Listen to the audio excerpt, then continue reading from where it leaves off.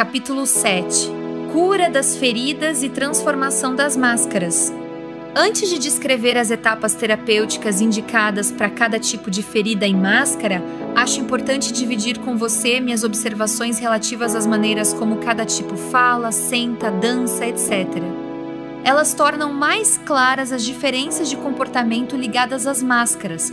A maneira de falar e a voz diferem conforme a máscara. O escapista tem uma voz apagada e fraca. O dependente adota uma entonação infantil, bem como um tom lamuriante. O masoquista costuma dissimular sentimentos em sua voz a fim de parecer uma pessoa interessada.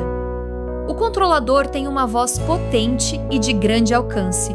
O rígido fala de maneira mais mecânica e contida. Eis a maneira de dançar de cada tipo de caráter. O escapista não gosta muito de dançar. Quando isso acontece, movimenta-se pouco e de maneira discreta para não se fazer notar. O que emana dele é não olhem muito para mim. O dependente prefere as danças de contato, porque lhe dão oportunidade de grudar no parceiro. Às vezes parece se pendurar em seu par. O que emana dele é olhem como meu parceiro gosta de mim. O masoquista adora dançar e aproveita-se disso para mostrar sua sensualidade. Dança pelo prazer de dançar. O que emana dele é olhem quão sensual posso ser. O controlador ocupa muito espaço. Gosta de dançar e utiliza-se disso para seduzir. É uma oportunidade para ser o centro das atenções. O que emana dele é olhem para mim. O rígido é um exímio dançarino. Apesar da rigidez das pernas, ele esbanja ritmo. Fica sempre atento para não errar. É aquele que mais faz aulas de dança. Os muito rígidos são sérios, mantêm-se impertigados e parecem inclusive contar os passos enquanto dançam. O que emana dele é olhem como danço bem. Que tipo de carro você prefere? A descrição abaixo indica a personalidade que influencia a sua escolha. O escapista gosta de carros com cores escuras, que passam despercebidos. O dependente prefere um carro confortável e original. O masoquista escolhe um veículo pequeno, onde ele se sinta comprimido. O controlador compra um carro potente e chamativo. O rígido prefere um carro clássico, de alto desempenho, pois quer ser compensado pelo que gastou. Você pode aplicar essas características a outras categorias de compras, bem como a maneira de se vestir. A maneira de sentar-se indica o que uma pessoa vivencia enquanto fala ou escuta. O escapista se apequena em sua cadeira e gosta muito de esconder os pés sob as coxas. Não encostando no chão, pode fugir com mais facilidade. O dependente afunda na cadeira ou se apoia no braço da poltrona ao seu lado, por exemplo. Inclina o torso para a frente. O masoquista senta-se com as pernas abertas. Quase sempre escolhe uma cadeira ou poltrona que não lhe convém. Ele parece desconfortável. O controlador, quando escuta, se senta e joga o corpo para trás com os braços cruzados. Quando fala, se debruça para convencer melhor seu interlocutor. O rígido senta-se bem aprumado. Às vezes fecha bem as pernas e as alinha com o corpo, o que acentua seu aspecto rígido. Quando cruza as pernas e braços, é para não sentir o que ocorre à sua volta. Em diversas entrevistas que fiz, pude constatar que um indivíduo se senta de modos diferentes dependendo do que está vivenciando. Vejamos uma pessoa portadora das feridas da injustiça e do abandono. Enquanto me conta seus problemas, seu corpo relaxa e a parte superior da coluna desce. Ela está refletindo sua ferida do abandono. Instantes depois, quando lhe faço uma pergunta sobre algo que quer evitar, seu corpo se apruma, enrijece e ela me diz que nesse aspecto está tudo bem. O mesmo acontece com sua maneira de falar, que pode mudar várias vezes durante uma conversa. Observando atitudes físicas e psicológicas das pessoas ao seu redor, você será capaz de reconhecer em que momento você mesmo ou alguém do seu convívio está usando uma máscara e saberá o tipo de medo vivenciado naquele instante. Pude notar um fato muito interessante com relação aos medos. Já mencionei aqui o maior medo de cada tipo de caráter. e constatei que a pessoa que veste determinada máscara não se dá conta de seu medo, mas as pessoas à sua volta percebem facilmente o que ela quer a todo custo evitar. O maior medo do escapista é o pânico. Ele não se dá conta disso, pois foge antes de entrar em pânico e quase sempre evita situações em que isso aconteceria. Em contrapartida, as pessoas ao seu lado percebem sua agitação, pois seus olhos o traem o tempo todo. O maior medo do dependente é a solidão. Ele não a vê, pois faz de tudo para não ficar sozinho. Quando está só, pode fingir que está bem, sem, no entanto, notar que busca ansiosamente alguma ocupação para passar o tempo. Sem a presença física de alguém, a televisão e o telefone lhe farão companhia. Para seus amigos, é fácil ver e sentir esse grande medo da solidão nele, mesmo quando está cercado de pessoas. Seus olhos tristes também o traem. O maior medo do masoquista é a liberdade. Ele se julga livre, pois é muito solicitado pelos outros e dispõe-se a ajudá-los. Muitas vezes, inclusive, faz mais do que lhe pedem. Ele não percebe, contudo, que cria várias imposições ou obrigações que o impedem de escutar as próprias necessidades. Seus amigos e parentes, em contrapartida, veem como ele se sacrifica pelos outros. Seus olhos arregalados para o mundo indicam que está sempre à espreita das necessidades alheias. Os maiores medos do controlador são a dissociação e a renegação. Quando não quer mais falar com alguém, cria situações de conflito.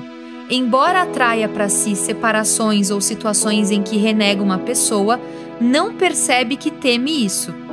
Ao contrário, julga que tais separações ou renegações são melhores para si, pois acha que assim não será mais enganado. O fato de ser muito sociável e receptivo o impede de ver o número de pessoas que ele descartou na vida. Aqueles que o cercam se dão conta disso com mais facilidade. Seus olhos também o traem. Severos chegam a dar medo, podendo inclusive afastar os outros quando demonstram raiva. O maior medo do rígido é a frieza. Ele tem dificuldade em reconhecê-la, pois se considera uma pessoa calorosa, que faz o possível para que tudo seja justo e harmonioso à sua volta. É também muito fiel aos amigos. Em contrapartida, os que o cercam veem frequentemente essa sua frieza, não apenas em seus olhos, como em sua atitude seca e severa, sobretudo quando se sente acusado injustamente. A primeira etapa para curar uma ferida é reconhecê-la e aceitá-la, sem, no entanto, resignar-se a ela. Aceitar significa olhar e observar, sabendo que resolver pendências faz parte da experiência de ser humano. Criar máscaras para não sofrer, no fundo, é um ato heróico, um gesto de amor para com você mesmo. Essa máscara ajudou-o a sobreviver e a se adaptar ao ambiente familiar que você escolheu antes de nascer. A verdadeira razão pela qual nascemos em determinada família ou somos atraídos por pessoas com feridas iguais às nossas é que apreciamos que os outros sejam como nós. Assim, conseguimos não nos considerar piores do que eles. Então começamos a achar defeitos nos outros, não os aceitamos mais como são. Procuramos mudá-los, sem perceber que rejeitamos neles o que não queremos ver em nós, com medo de nos sentirmos obrigados a mudar. Na verdade, não precisamos mudar, precisamos nos curar. Por isso é tão importante conhecer nossas feridas. Além disso, lembre-se de que cada uma dessas feridas decorre de um acúmulo de experiências vividas em várias existências passadas, sendo, portanto, absolutamente normal sua dificuldade de enfrentá-la novamente agora. Tendo fracassado nas vidas passadas, você não espera que isso aconteça dizendo simplesmente: quero me curar.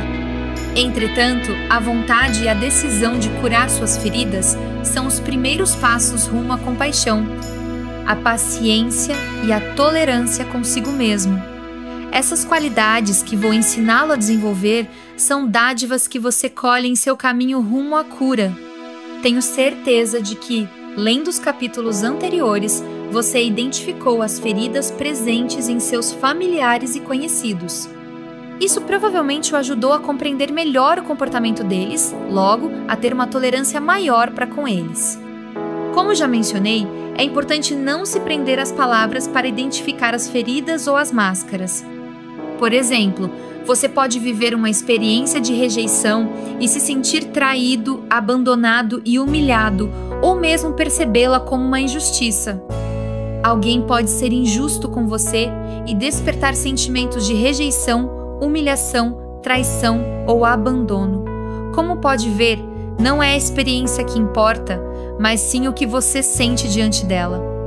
Por isso é tão importante estudar a descrição das características do corpo físico antes de ater-se às características comportamentais. O corpo não mente, ele reflete o que se passa no plano emocional e mental. Sugiro que você releia diversas vezes a descrição física de cada ferida para assimilar melhor as diferenças entre elas. Sei que cada vez mais pessoas recorrem à cirurgia plástica para corrigir certos aspectos de seu corpo. A meu ver, isso é inútil, pois não é porque deixamos de ver as características de uma ferida no corpo que ela está necessariamente curada. Várias pessoas que recorreram à cirurgia confessaram sua decepção ao verem reaparecer, 2 ou 3 anos depois, o que haviam pretendido retirar ou esconder. Eis, aliás, a razão pela qual os especialistas em cirurgia estética nunca dão uma garantia de satisfação em relação ao seu trabalho. Em contrapartida, se, por amor a si mesmo, você escolhe cuidar do seu corpo físico por meio da cirurgia plástica, estando consciente de suas feridas e fazendo um trabalho emocional, mental e espiritual, há fortes chances de que ela seja benéfica para você e de que seu corpo a aceite melhor. Se algumas pessoas se iludem no plano físico, outras caem em armadilhas no âmbito comportamental, isto é, em suas atitudes interiores. É muito comum isso acontecer nas minhas oficinas, quando explico essas feridas em detalhes. Os participantes se reconhecem fielmente na descrição do comportamento de um tipo, ao passo que seu corpo demonstra uma realidade completamente diferente. Lembro, entre outros casos, de um rapaz de uns 30 anos que me dizia viver a rejeição desde sua mais tenra infância. Sofria por não ter uma relação estável por conta das inúmeras rejeições por que passara. Seu corpo físico, no entanto, não demonstrava qualquer sinal de rejeição. Após um momento, eu lhe disse: "Tem certeza de que é rejeição que você vivencia e não injustiça?" Em seguida, expliquei a ele que seu corpo exibia mais sinais de uma ferida da injustiça. Esse tipo de exemplo não surpreende, pois o ego faz de tudo para não enxergarmos nossas feridas. Ele está convencido de que, tocando nelas, não saberemos gerir a dor que isso provoca.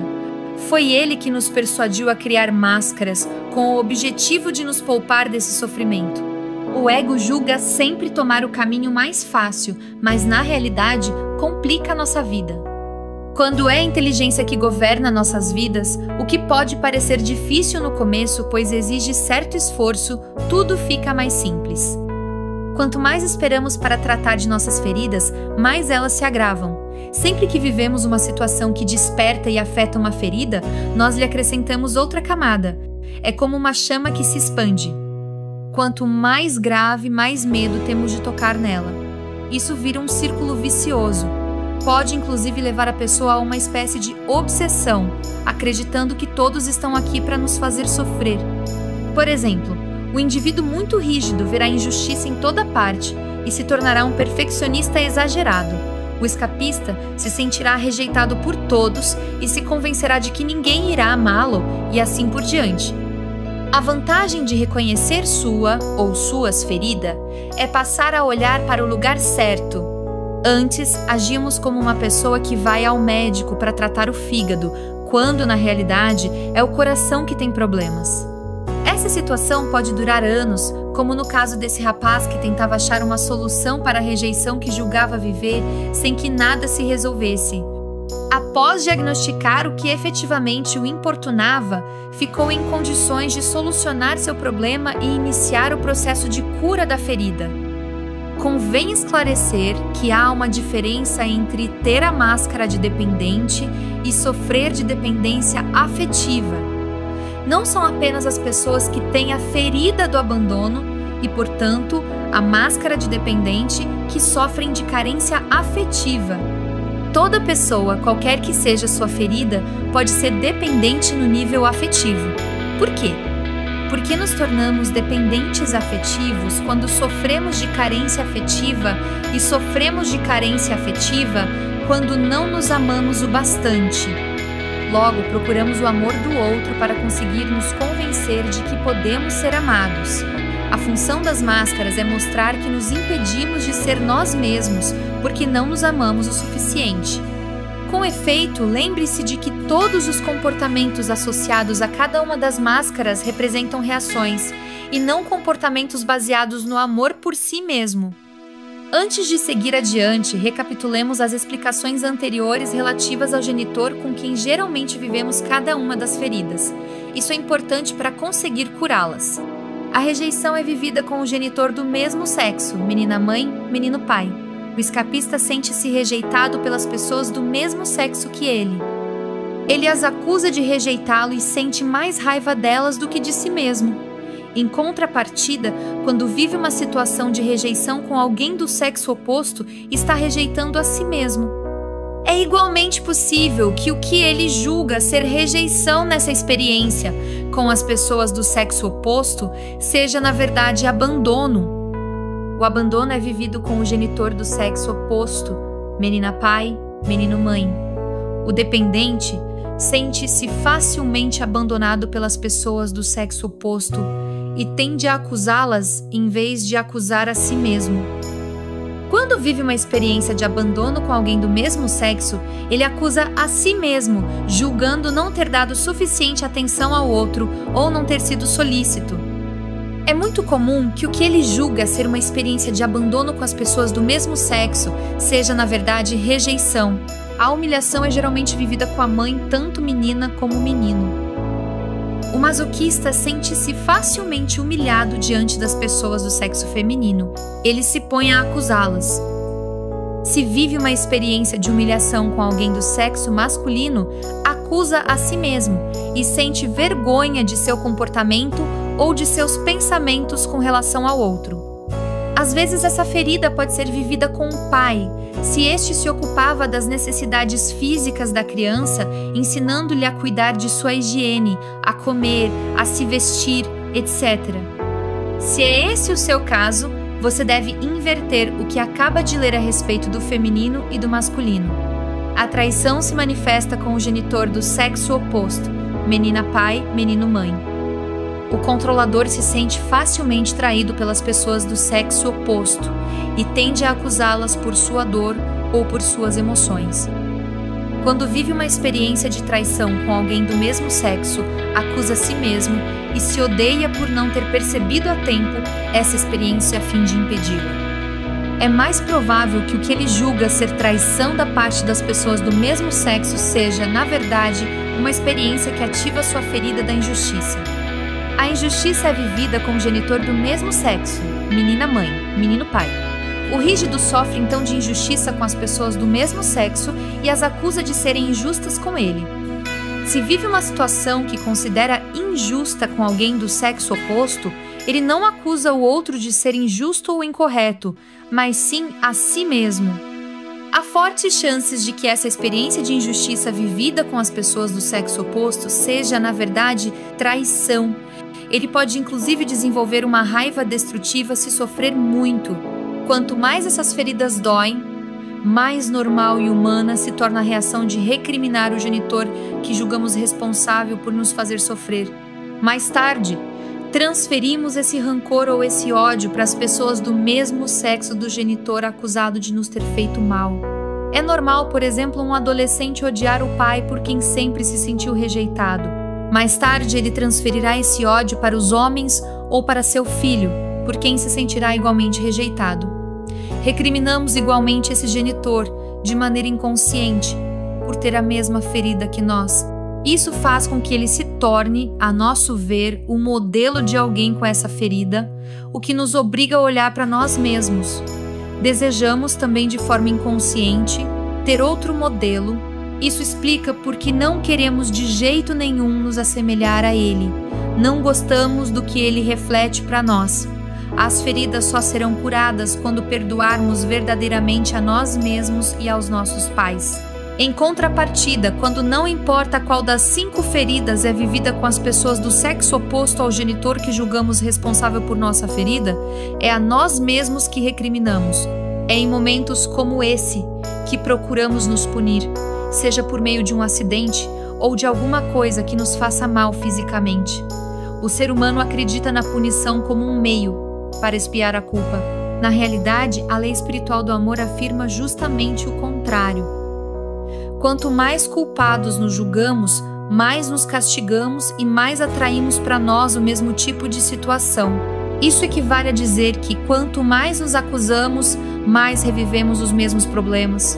Por conseguinte, sentir-se culpado dificulta o auto-perdão, etapa importante rumo à cura. Além da culpa, é comum nos sentirmos envergonhados quando nos acusamos de ferir um semelhante ou quando os outros nos criticam por lhes termos feito sofrer. Privilegiei o tema da vergonha no capítulo sobre a ferida da humilhação, pois, no masoquista, é a vergonha o lado mais visível. No entanto, todo mundo sente vergonha num ou noutro momento. Ela é ainda mais intensa quando nos recusamos a aceitar que fazemos os outros sofrerem justamente aquilo que não queremos. Quando graves abusos são cometidos ou a violência prevalece, isso indica que os indivíduos carregam feridas tão intensas que perdem o controle. É por isso que digo, não existem pessoas más neste mundo, apenas doentes. Não se trata aqui de desculpá-las, e sim de aprender a ter compaixão por elas. Condená-las ou acusá-las não irá ajudá-las. Podemos ter compaixão mesmo quando não estamos de acordo. Essa é uma das vantagens de sermos conscientes não apenas de nossas próprias feridas, mas também das dos outros. Observei que é raro uma pessoa ter apenas uma ferida. No que me diz respeito, já mencionei que tenho 2 principais para administrar nesta vida: a injustiça e a traição. Experimento a injustiça com pessoas do mesmo sexo que eu e a traição com pessoas do sexo oposto. Como a injustiça é vivida com o genitor do mesmo sexo, percebi que quando vivo essa emoção com uma pessoa do sexo feminino, acuso-a de estar sendo injusta. Quando a injustiça vem do sexo masculino, considero-me injusta e sinto raiva de mim mesma. Às vezes sinto inclusive vergonha. E me acontece também de perceber essa injustiça com os homens como uma traição. Podemos então ver a máscara de controlador e a de rígido no corpo daqueles que, como eu, sofrem de ambas as feridas. Observei também que muitos portam as feridas da rejeição e do abandono ao mesmo tempo. Vestem, por conseguinte, as máscaras de escapista e de dependente. Às vezes, a parte superior do corpo reflete uma ferida e a inferior, outra. Em alguns, a diferença é vista nos lados direito e esquerdo. Com o tempo e a prática, fica cada vez mais fácil discernir as máscaras ao primeiro relance. Quando confiamos em nossa intuição, nosso olho interno as percebe quase instantaneamente. Quando uma pessoa tem a silhueta correspondente à máscara de controlador e, além disso, seu corpo é flácido ou ela tem os olhos do dependente, pode-se deduzir que ela vive as feridas da traição e do abandono. Há, evidentemente, muitas outras combinações. Uma pessoa pode ter o corpo mais gordo do masoquista e, ao mesmo tempo, ser empertigada e rígida. Sabemos, portanto, que ela tem as feridas da humilhação e da injustiça. Aqueles que têm o corpo volumoso do masoquista e as pernas curtas e os tornozelos pequenos do escapista são pessoas que sofrem de humilhação e rejeição. É possível que alguns tenham 3, 4 ou mesmo 5 feridas. Uma das 5 pode predominar, enquanto as outras ficam menos evidentes, ou podem ser todas irrelevantes. Quando uma máscara predomina, é sinal de que a pessoa a utiliza com mais frequência do que as outras para se proteger. Quando a máscara ocupa pouco espaço no corpo da pessoa, isso significa que ela não sente com muita frequência a ferida ligada a essa máscara. No entanto, Não é porque uma máscara é dominante que ela exprime a ferida mais importante a ser curada. Com efeito, tentamos esconder as feridas que nos fazem sofrer mais. Já mencionei nos capítulos anteriores que desenvolvemos a máscara de rígido, injustiça, e a de controlador, traição, que são máscaras de controle e força, a fim de esconder a ferida da rejeição, do abandono ou da humilhação. Essa força serve para camuflar o que machuca mais. Daí ser tão frequente ver uma dessas três feridas surgir com a idade, pois o controle tem seus limites. É principalmente a máscara de rígido, graças à sua capacidade de se controlar, que tem a maior possibilidade de esconder outra ferida. A pessoa masoquista e rígida, por exemplo, pode conseguir vigiar seu peso durante certo tempo. Quando não consegue mais se controlar, ela engorda logo. A alma que vem à Terra para curar a ferida da traição procura um genitor do sexo oposto forte, sólido, que sabe ocupar seu lugar, que não perde o controle e não é excessivamente emotivo. Ao mesmo tempo, o controlador quer que esse pai seja compreensivo, confiável e que corresponda a todas as suas expectativas e necessidade de atenção, o que lhe evitaria sentir-se abandonado e traído. Se esse pai mostra indiferença, ele se sente abandonado, mas se demonstra uma fraqueza qualquer ou uma falta de confiança nele, o controlador vivencia isso como uma traição. Se o genitor do sexo oposto é muito autoritário, agressivo ou violento, não raro se estabelece uma relação de força entre eles na adolescência, o que alimenta a ferida da traição de ambos. O ser humano é um especialista em encontrar todo tipo de desculpas e explicações quando seu corpo muda. Podemos notar que ele não está preparado para se olhar e, sobretudo, que tem muita dificuldade em aceitar a ideia de que o corpo humano seja tão inteligente. Ele se recusa a admitir que a mais ínfima modificação em seu corpo físico é uma maneira de chamar a sua atenção para alguma coisa que ele vive intimamente, mas que não quer examinar naquele momento. Seria muito bom se as pessoas compreendessem que, quando seu corpo decide chamar sua atenção para um de seus comportamentos interiores, é na realidade seu Deus interior que utiliza seu corpo físico para ajudá-las a se tornar consciente de que já possuem as ferramentas necessárias para enfrentar o que receiam encontrar. Em vez disso, preferimos continuar a ter medo de descobrir nossas feridas e continuamos a carregar as máscaras criadas para escondê-las, julgando assim que tais feridas irão desaparecer. Lembre-se, usamos nossas máscaras para nos proteger quando temos medo de sofrer, de reviver uma ferida. Todos os comportamentos descritos nos capítulos anteriores só são adotados quando portamos nossas máscaras. Tão logo as incorporamos, deixamos de ser nós mesmos, adotando o comportamento ligado à máscara utilizada.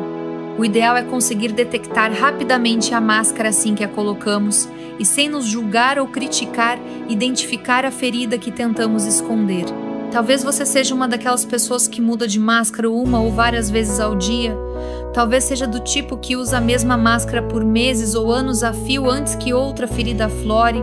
No momento em que você se der conta disso, fique feliz por ter percebido e agradeça o incidente ou a pessoa que tocou sua ferida, pois lhe permitiu enxergar que ainda não conseguiu curá-la. Você está consciente de sua ferida. Assim, você se dá o direito de ser humano. É de suma importância dar-se o tempo necessário para a cura. Quando você conseguir pensar de modo natural, e vestir tal máscara, foi por esse motivo que reagi dessa forma, sua cura estará bem avançada. Recapitulo agora a maneira de saber se você ou outra pessoa acaba de colocar uma máscara para se proteger. Quando sua ferida da rejeição está ativada, você veste a máscara de escapista. Esta o leva a querer fugir da situação ou da pessoa com quem você acha que vivenciará a rejeição, temendo entrar em pânico e se sentir impotente. Essa máscara também pode convencê-lo a ficar o mais invisível possível, evitando dizer ou fazer algo que possa fazê-lo ser ainda mais rejeitado pelo outro. Essa máscara faz com que você acredite que não é suficientemente importante para ocupar seu lugar, que não tem o mesmo direito de existir que os outros, Quando sua ferida do abandono é impulsionada, você veste a máscara de dependente. Ela o leva a se comportar como uma criança, que procura chamar atenção com choro, queixa ou submissão, pois acha que não pode conseguir alcançar nada sozinho. Essa máscara lhe fornece os meios para evitar que o abandonem e para obter mais atenção.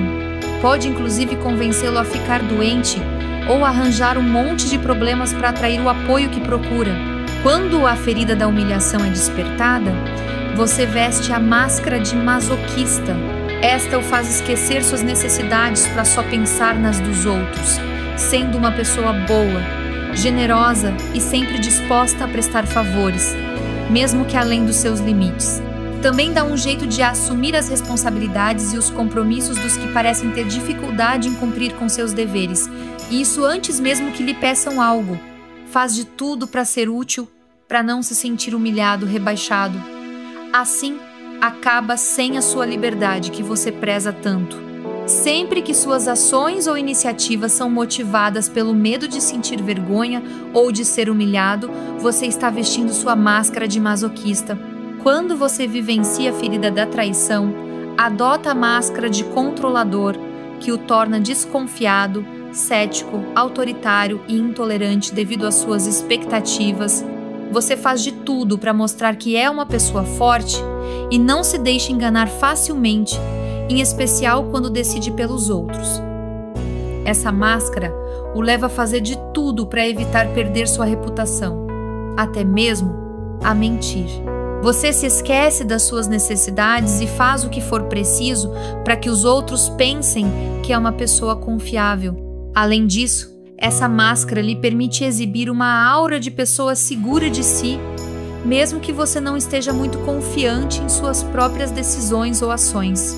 Quando a ferida da injustiça é ativada, você veste a máscara de rígido, que o torna uma pessoa fria, brusca e seca no que se refere ao tom de voz e aos movimentos. Assim como sua atitude, seu corpo também se torna rígido. Essa máscara faz com que você se torne muito perfeccionista e faz vivenciar muita raiva, impaciência, crítica e intolerância para consigo mesmo. Você é muito exigente e não respeita seus limites. Todas as vezes que se controla, se reprime e é severo em relação a si, é sinal de que colocou sua máscara de rígido. Vestimos uma máscara sempre que temos medo de viver uma ferida com outra pessoa e também quando receamos perceber que nós mesmos fazemos os outros viverem uma ferida. Logo, agimos sempre com o intuito de ser amados ou com medo de perder o amor dos outros. Adotamos um comportamento que não corresponde ao que somos. Nós nos tornamos outra pessoa. Como o comportamento ditado pela máscara exige esforços de nossa parte, criamos expectativas com relação aos outros. O que somos e o que fazemos devem ser a fonte de nosso bem-estar, e não os elogios, a gratidão, o reconhecimento ou o apoio que os outros nos dão. Não se esqueça, contudo, de que o seu ego pode lhe pregar peças a fim de que você não tenha consciência de suas feridas. O ego está convencido de que, se o ser humano se tornar consciente delas e as eliminar, ele não será mais protegido e sofrerá. Eis como cada tipo de caráter se deixa iludir pelo seu ego.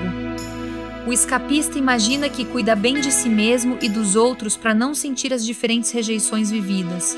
O dependente gosta de bancar o independente e dizer a quem quiser ouvir que se sente bem sozinho e que não precisa de ninguém. O masoquista se convence de que tudo o que faz pelos outros lhe dá imenso prazer e que ele escuta efetivamente suas necessidades ao fazê-lo. Adora dizer e pensar que tudo está bem e arranjar justificativas para situações ou as pessoas que o humilharam. O controlador está convencido de que nunca mente, de que cumpre sempre com sua palavra e de que ninguém o amedronta. O rígido gosta de alardear como é justo, como leva uma vida sem problemas. Ele gosta de acreditar que tem muitos amigos que o apreciam do jeito que ele é. Curamos nossas feridas interiores da mesma forma que nos restabelecemos de nossas feridas físicas. Você já não ficou tão impaciente para eliminar uma espinha no rosto que passou a cutucá-la sem parar? O que aconteceu? a espinha provavelmente durou muito mais tempo, certo? É o que acontece quando não temos confiança no poder de cura do nosso próprio corpo. Para que um problema, seja qual for, desapareça, é preciso primeiro aceitá-lo, dar-lhe amor incondicional, em vez de querer fazê-lo desaparecer. Suas feridas profundas também precisam ser reconhecidas, amadas e aceitas. Amar incondicionalmente é aceitar mesmo que você não concorde e mesmo que não compreenda o porquê de determinadas situações. Amar uma ferida ou amar as espinhas no seu rosto significa, portanto, aceitar que você as criou por uma razão específica e, sobretudo, com o objetivo de se ajudar. Em vez de querer fazê-las desaparecer, utilize-as para se tornar consciente de um aspecto da sua personalidade que você se recusa a ver. Na verdade, elas querem fazê-lo perceber, entre outras coisas, que naquele momento talvez você receie ser ridicularizado e esse receio o impeça de ser você mesmo. Adotando essa nova atitude, você pode olhar suas espinhas de outra forma e pode, inclusive, vir a agradecer a elas. Se você escolher viver essa experiência adotando esse tipo de atitude mental, é certo que suas espinhas desaparecerão muito mais depressa, pois terão sido reconhecidas e amadas por sua utilidade. Compreenda que o que você receia receber dos outros ou o que neles recrimina também impõe a eles, assim como a si mesmo. Eis alguns exemplos que demonstram a que ponto podemos fazer mal a nós mesmos.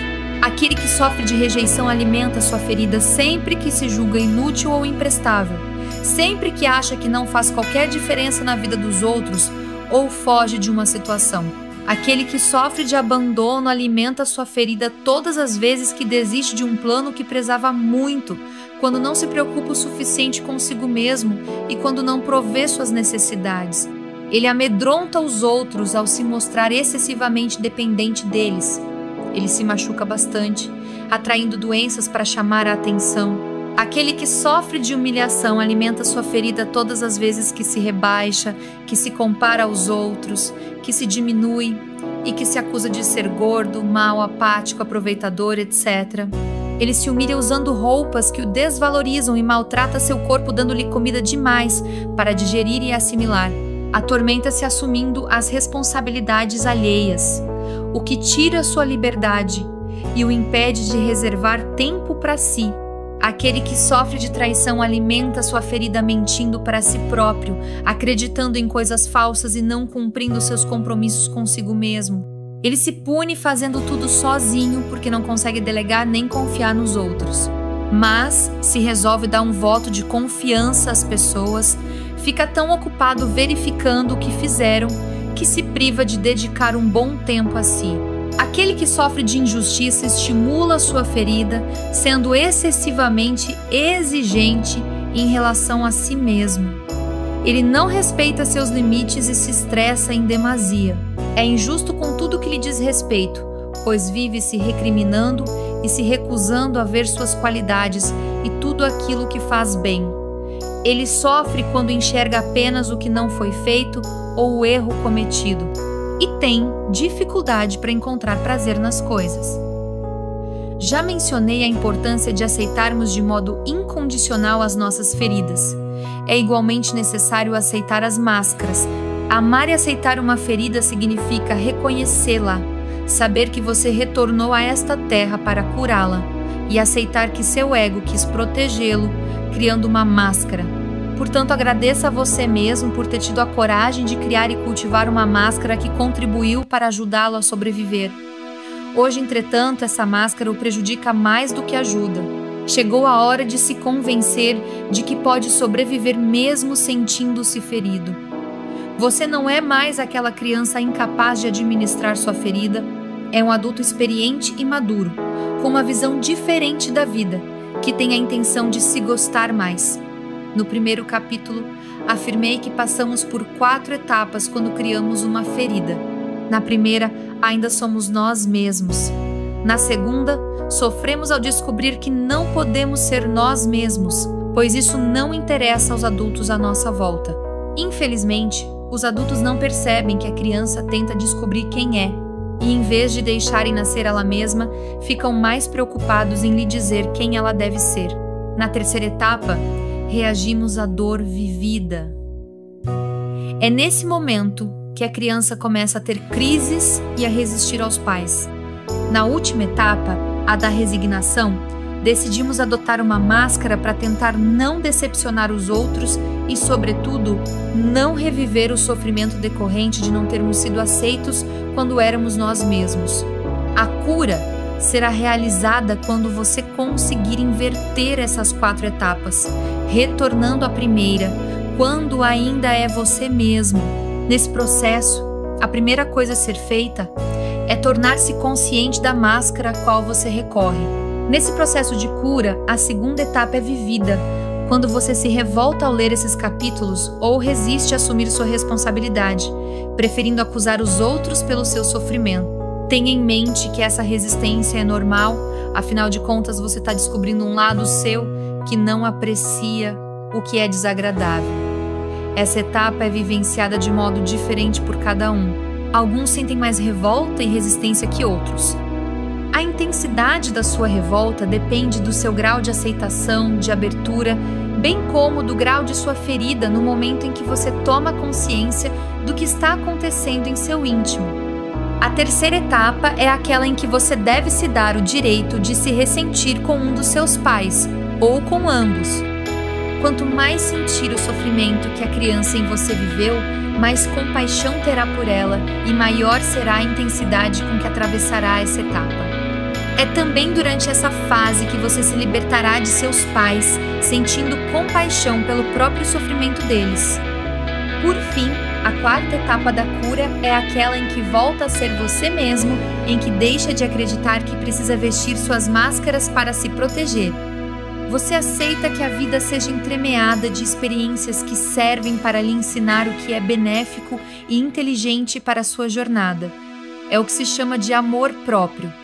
Como o amor tem um grande poder de cura e reposição de energia, se prepare para observar diversas transformações e melhorias na sua vida, tanto em suas relações com os outros quanto em seu corpo físico. Lembre-se de que gostar-se significa dar-se o direito de ser exatamente como você é aqui e agora e se aceitar mesmo fazendo aos outros o que censura em si mesmo. O amor não tem nada a ver com o que você faz ou possui. Se amar é, então, se permitir às vezes magoar os outros, rejeitando-os, abandonando-os, humilhando-os, traindo-os ou sendo involuntariamente injusto com eles. Essa é uma etapa importante na cura de suas feridas. O amor verdadeiro é a experiência de ser você mesmo. Para alcançar essa etapa mais rápido, sugiro que, ao fim de cada dia, você faça um balanço de tudo o que aconteceu. Descubra a máscara que prevaleceu em você, fazendo reagir em determinada situação ou ditando sua conduta com os outros ou consigo mesmo. Em seguida, registre essas observações sem esquecer de incluir como se sentiu. Para terminar, perdoe-se, dando-se o direito de ter utilizado essa máscara, sabendo que naquele momento você acreditava, do fundo do coração, ser o único meio de se proteger. Ressalto que se sentir culpado e se acusar é o melhor meio para continuar a reagir da mesma forma sempre que uma situação análoga se apresentar. Nenhuma transformação é possível sem aceitação. Como você sabe que vivencia plenamente essa aceitação? Quando percebe que seu comportamento, que acaba de afetar outra pessoa ou você mesmo, é natural em qualquer ser humano e que você está disposto a assumir as consequências, sejam quais forem. Essa noção de responsabilidade é primordial no processo de aceitação. O fato de ser humano significa que você não pode agradar a todos e que tem direito a certas reações que podem desagradar. Se aceite sem se julgar ou se criticar. A aceitação é então o elemento desencadeador da cura. Para sua grande surpresa, você descobrirá que quanto mais se permitir trair, rejeitar, abandonar, humilhar e ser injusto, menos o fará. Surpreendente, não é mesmo? Bem, se você entendeu tudo o que eu expliquei neste livro, não deve ter se espantado muito. Caso contrário, não lhe peço que acredite em mim, pois essa noção não pode ser compreendida intelectualmente. Ela deve ser vivenciada. Repito essa grande lei espiritual em todos os meus livros, oficinas e conferências, pois ela precisa ser ouvida diversas vezes para ser assimilada. Ao se dar o direito de fazer aos outros o que você teme viver, a ponto de ter criado uma ou várias máscaras para se proteger, será mais fácil permitir que os outros ajam da mesma forma e às vezes tenham comportamentos que venham despertar suas feridas. Tomemos o exemplo do pai que decide deserdar uma filha rebelde que se recusa a prosseguir os estudos e a se tornar alguém na vida. Ela pode perceber essa decisão como uma traição, um abandono, uma rejeição, uma humilhação ou uma injustiça. Tudo depende do que ela veio curar nesta terra. Conheci uma adolescente que viveu essa experiência e a sentiu como uma traição, pois nunca teria imaginado que o pai chegaria a tal extremo. Esperava que ele aceitasse suas escolhas e acabasse admitindo que ela tinha o direito de fazer o que bem entendesse de sua vida. O único modo de ela curar essa ferida e parar de atrair situações em que vive a traição com outros homens é, em primeiro lugar, compreender que seu pai também se sentiu traído por ela. O fato de a filha não corresponder às suas expectativas é uma forma de traição para ele. Ele pensa que ela deveria lhe ser grata por tudo o que fez por ela, se tornando uma jovem mais responsável e respeitosa. Também espera que um dia ela retorne para lhe pedir perdão e dizer que ele tinha razão. O que se passa entre o pai e a filha nos indica que esse homem viveu esse mesmo tipo de traição com a própria mãe e que esta, por sua vez, a experimentou com ele. Verificando o que nossos pais viveram quando jovens, percebemos que a história se repete de geração em geração, até que um perdão seja obtido. Isso nos ajuda a ter mais compaixão e compreensão em relação a nossos pais.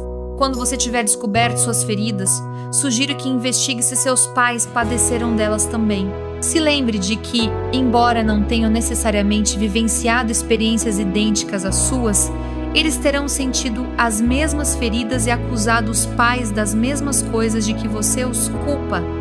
Esse processo se torna mais fácil quando paramos de nos acusar pelos comportamentos ditados por nossas feridas e aceitamos que isso é parte de nossa condição humana. Nos sentimos, então, mais à vontade para interpelar nossos pais, sem medo de sermos acusados. E eles, não se sentindo julgados, têm mais facilidade de se abrir conosco. Ao conversar com eles, você os ajudará a consumar seu processo de perdão em relação aos próprios pais, ou seja, seus avós.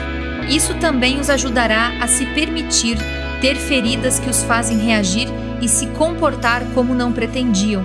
Quando conversar com o genitor com quem você viveu a ferida, sugiro que questione se ele experimentou a mesma ferida que você.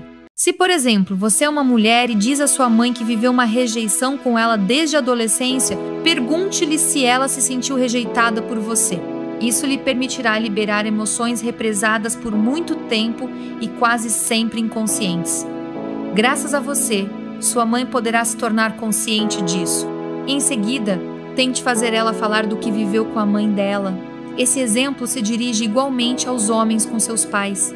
Ressalto que, se você idealizou o pai com quem viveu uma ferida, e principalmente se o considerava um santo, é normal achar difícil recriminá-lo. Pense que se esse pai era como um santo para você, era provavelmente porque ele tinha ferida da injustiça e se controlava para não mostrar o que sentia. Em virtude do seu grande devotamento, as pessoas do tipo masoquista também podem passar a imagem de santos. Eis algumas técnicas para você saber se suas feridas estão no caminho da cura. Sua ferida da rejeição está no caminho da cura quando você ocupa cada vez mais o seu lugar, quando ousa se afirmar. Mesmo quando alguém parece esquecer-se de sua existência, você consegue se sentir bem consigo mesmo. Se tornam raras as situações em que você receia entrar em pânico. Sua ferida do abandono está em vias de desaparecer quando você se sente bem mesmo estando sozinho e procurando menos atenção. A vida é menos dramática. Você tem cada vez mais vontade de realizar projetos e mesmo sem o apoio dos outros, consegue ir em frente. Sua ferida da humilhação está diminuindo quando você arranja tempo para observar suas necessidades antes de dizer sim aos outros. você assume menos responsabilidades e se sente mais livre. Deixa de criar limites para si. É capaz de pedir ajuda sem se julgar importuno ou mesmo chato.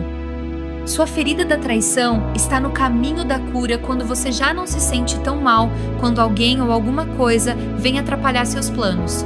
Você relaxa com mais facilidade. Esclareço que relaxar significa deixar de se prender aos resultados, deixar de querer que tudo aconteça de acordo com o nosso planejamento. Você não busca mais ser o centro das atenções.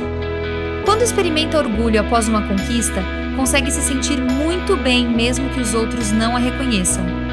Sua ferida da injustiça está em vias de cura quando você se permite ser menos perfeccionista, cometendo seus erros sem vivenciar a raiva ou a crítica. Você se dá o direito de mostrar sua sensibilidade, se permite chorar na frente dos outros sem perder o controle e sem medo da opinião deles. Outra maravilhosa vantagem de curar nossas feridas é deixarmos de ser dependentes afetivos.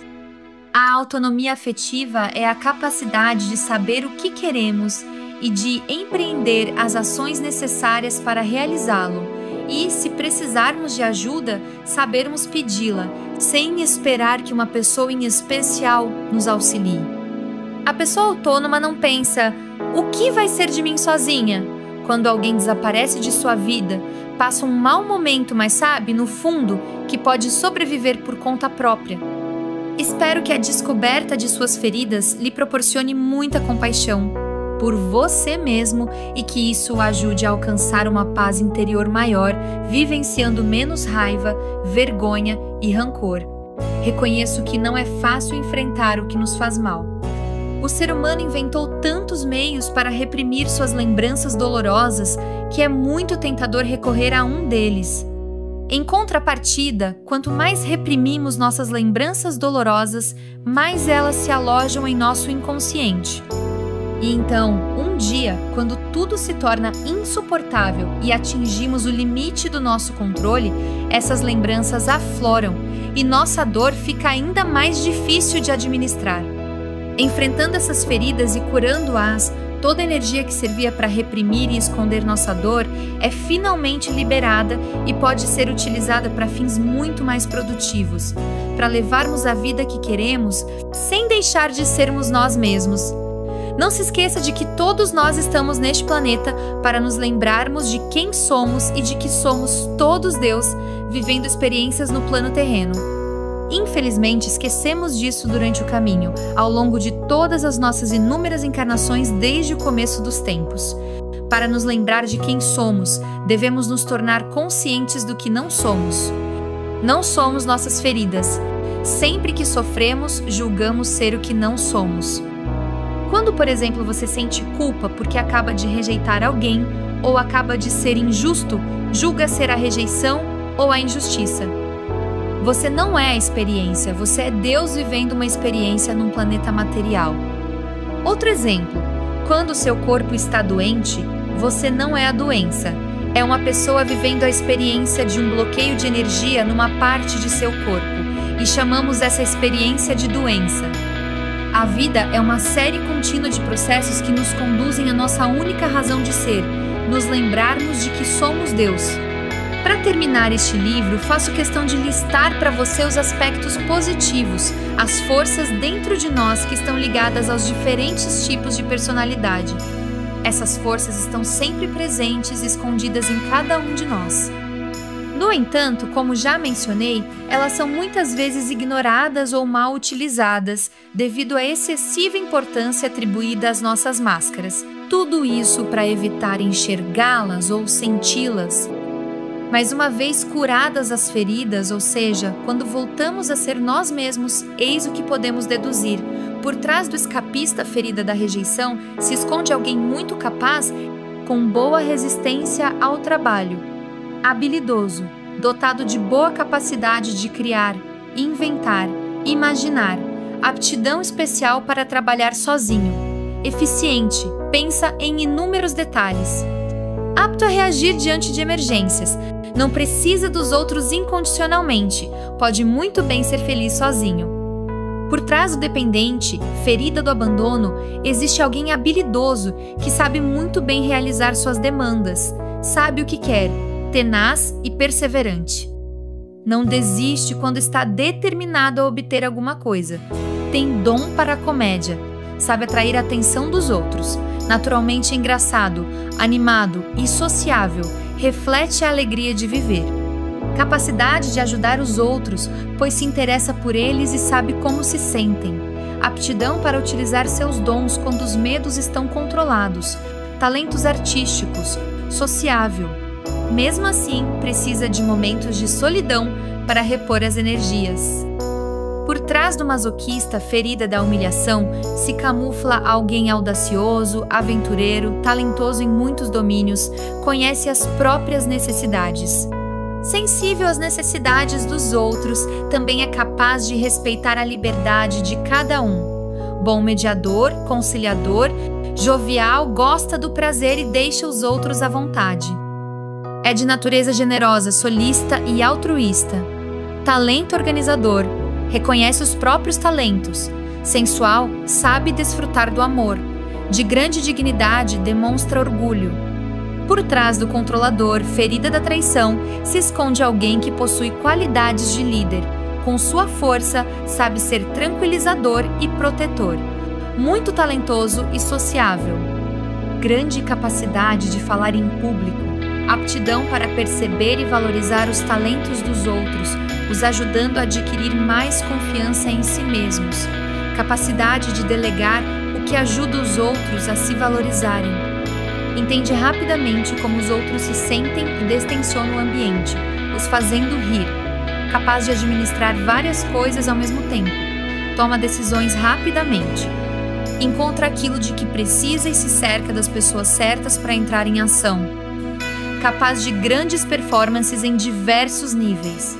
Confia no universo e em sua força interior. Consegue relaxar completamente. Por trás do rígido, ferida da injustiça, se esconde alguém criativo, com muita energia e dotado de grande capacidade de trabalho. Organizado, excelente para realizar um trabalho que exija precisão. Tende a se preocupar e zelar pelos detalhes. Capacidade de simplificar, de explicar com clareza quando ensina. Muito sensível, sabe o que os outros sentem, analisando os próprios sentimentos. Sabe o que deve saber no momento oportuno. Encontra a pessoa certa para realizar uma tarefa específica e a coisa exata a ser dita. Entusiasta, vivo e dinâmico. Não precisa dos outros para se sentir bem.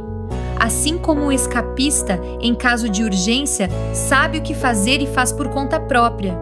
Consegue enfrentar as situações difíceis. Como você pôde constatar, algumas forças se encontram em mais de uma ferida. Elas se tornam então trunfos extraordinários para ajudá-lo a conseguir o que você quiser, inclusive a se libertar das máscaras. Repito que a criação de nossas máscaras exprime a maior traição de todas, a de termos esquecido que somos Deus.